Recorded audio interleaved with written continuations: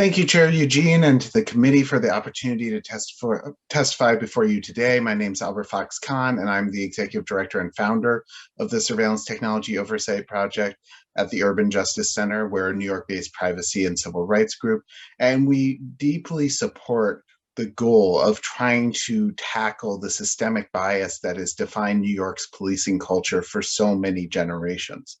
And when I first saw the invitation to testify before you today, I was excited because for years it had baffled me that we had a provision like Section 131 of the Human Rights Law, that we would have a section that specifically exempted one city agency and only one city agency from the full effect of those human rights protections. And so I strongly support the repeal of that provision.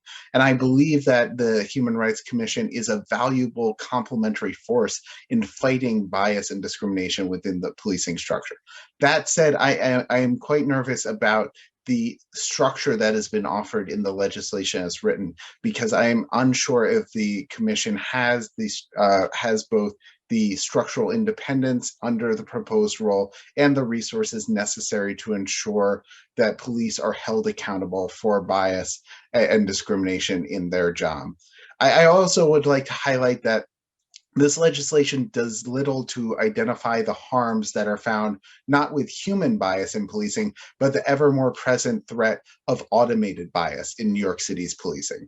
We know that thousands of New Yorkers are being arrested every year using biased and invasive surveillance tools like facial recognition.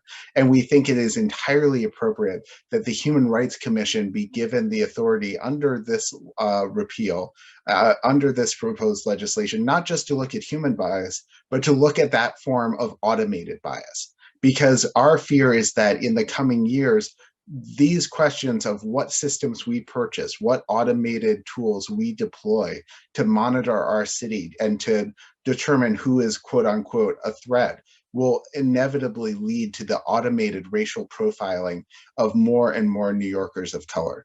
So again, we strongly support this limited role for the Human Rights Commission, but we also strongly support a fully independent, civilian-controlled disciplinary structure that is able to ensure that it is the people of the city who ultimately control the discipline of our officers and not merely the appointees from City Hall.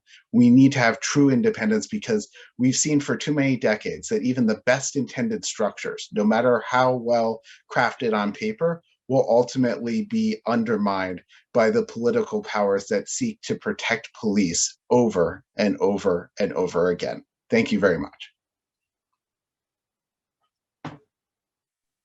Thank you. Next, we will hear from Mark Fleidner. Mark, you may begin.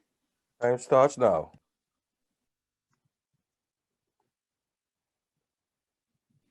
Thank you. Good afternoon. I'd like to thank the committee for allowing me to testify on such a crucial matter. The bill that the committee discussed today is not only incredibly important, but it's long overdue.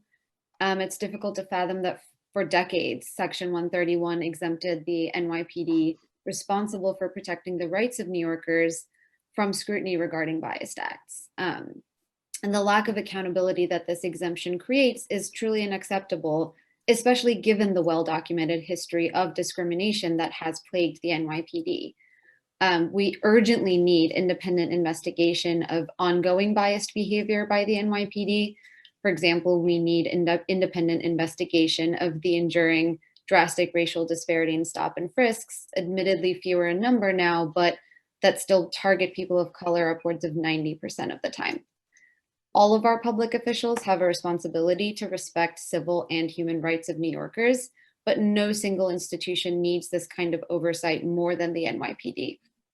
However, we hear the concerns about expertise, capability, and resource availability that Deputy Commissioner Saunders voiced. And it's clear to us that while it's important to remove a jurisdictional barrier to the Commission's investigative authority regarding biased policing, as this bill attempts to do, it doesn't seem viable to position the Commission as the central enforcement mechanism in this framework. And there's need for an independent elected oversight body with specific bandwidth for this kind of investigative work. With that, I'd like to reiterate Mr. Cahn's message that this bill is an important first step, but it is only a first step that must be followed by measures directed at banning or regulating surveillance technologies used by the NYPD that create or contribute to a culture of biased policing, which has no place in our city. Thank you for the opportunity to testify today.